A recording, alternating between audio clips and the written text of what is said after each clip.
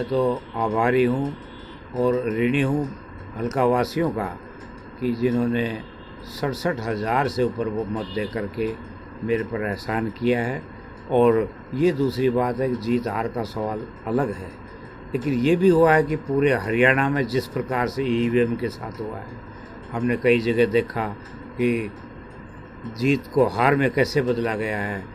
अटेली में देखिए, last booth पे काउंटिंग ही नहीं हुई। अवतार लाल जी ने जो है दोबारा करी काउंटिंग के लिए अपील डाली है।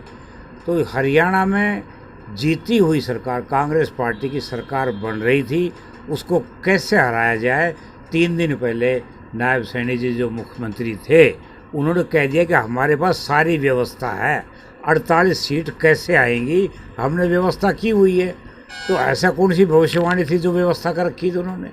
तो मैं तो ये कहता हूँ कि हमारे जो लोग हैं, चाहने वाले हैं, उन्होंने बहुत अच्छे ढंग से चुनाव लड़ा और मन से जिताया है। लेकिन कहीं ना कहीं मशीनों में गड़बड़ी करके, कहीं ना कहीं सरकार ने उल्टा करके हमारी जीत को हार में बदलने का काम किया है। हमें ये होना चाहिए, हम लोगों से ये कहेंगे कि आप निराश ना हो, आप किसी प्रकार को हताश होने की आवश्यकता नहीं है।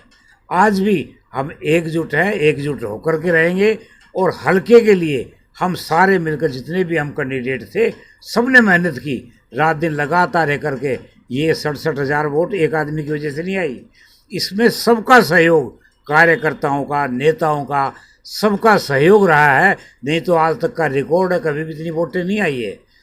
तो इसलिए मैं तो आभारी हूँ और जनता के बीच में रहूँगा। आज भी मैं 10 गांव में जा कर के आया हूँ, जनता के बीच में आभार के दौरे चलेंगे, हर गांव में जाऊंगा और वहाँ की सार्वजनिक समस्या को उजागर करने के लिए विपक्ष का जो रोल होता है वो रोल मैं अदा करता रहूँगा। सबसे पहली तो वजह ये हुई कि कुछ 2-4 अपने लोग थे जो खुल कर के विरोध किया जिन्होंने, और जिनका नाम मैं ऊपर भेज चुका हूँ। एक तो वो वजह।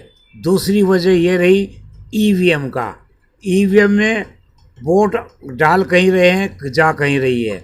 आप देखिए बैटरी जो है 99% दिखा रहे हैं, जबकि 60 वाले पर हमारी जीत आ रही है, 99 वाले पर हमारे हम हार आ रही है। तो कहीं ना कहीं ईवीएम को लेकर पूरे हरियाणा में रोष है और इसी वजह से कोर्ट केस भी दायर किया है, यहाँ तक कि लोगों ने रिकाउंटिंग के लिए भी किया है। तो इसमें यही दोष है कि भी ईवीएम का सबसे ज़्यादा दोष रहा है कि भी जो सरकार को हराने का काम किया है। देखिए, 40,000 रुपया एक मशीन की फ़ीस होती है, तो लोगों ने जितनी मशीन पर गड़बड़ी हुई है उतनी फ़ीस जमा करके हाई कोर्ट में डाल दिया है। और वो जैसे ही आदेश होते हैं हाई कोर्ट की सामने वो जो है काउंटिंग होगी। ये मुझे तो एक का पता है, 22 लाख जमा किए हैं, बाकियों का तो जो है अलग अलग किए। सब ने, किसी ने 10 मशीनों का किया, किसी ने 8 का किया, सब ने अलग अलग किया है।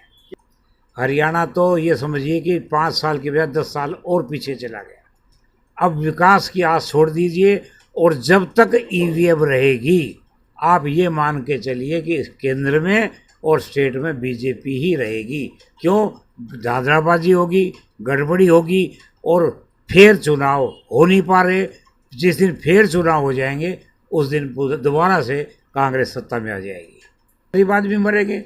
गरीब आदमी तो गरीब गरीब होता चला गया, अमीर अमीर होता चला गया। और गरीब के लिए तो ये हो गया कि 2 टाइम की रोटी की मुश्किल हो गई, रोजगार समाप्त हो गए, प्राइवेटाइजेशन कर दिया।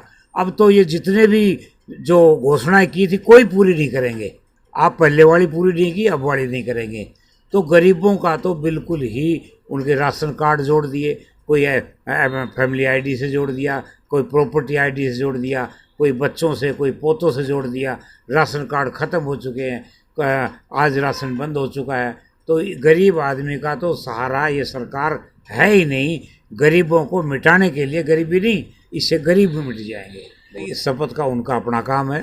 जो आज मैंने भी आप ही की तरह समाचारों में सुना है कि नायब सैनी को जो है पक्ष का नेता चुना है और वो कल शपथ लेंगे।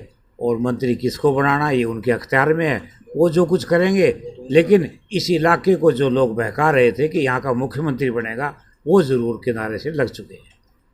नाराज़गी तो प्रकट आ रही है सब जगह कि भी वो चाहते थे मुख्यमंत्री बनना और वो मुख्यमंत्री के बने नहीं। अब नाराज़गी तो लगा लो, हर आदमी नाराज़ होता है। जो आदमी 10 सीट लेने का दावा करता है और उसको मुख्यमंत्री की मीटिंग में नहीं बुलाया जाता, तो ये उनका अपना विचार है, ये उनका निजी विचार है। और ऐसा कोई हमें, ना तो हमने सुना किसी से और ना ही हमारी पार्टी पे ऐसा कोई प्रस्ताव कहीं से आया। मुझे लगता नहीं, इस तरह से रही तो एक क्रांति आएगी, क्योंकि ना कोई रोज़गार मिलेगा, ना कोई महंगाई आएगी और हर आदमी इससे परेशान होगा, दुखी होगा। दुखी होकर के क्या करेगा? सरकार के विपक्ष में आ गए। किसान पहले धरने पर बैठे थे, मजदूर बैठे थे, कर्मचारी पहले से दुखी थे, कर्मचारियों की वोट 73% आई थी, सारे दुखी हैं, हर वर्ग दुखी है और वो दुख और बढ़ता चला जाएगा। तो मुझे लगता नहीं कि सरकार ठीक तरह से काम कर पाएगी।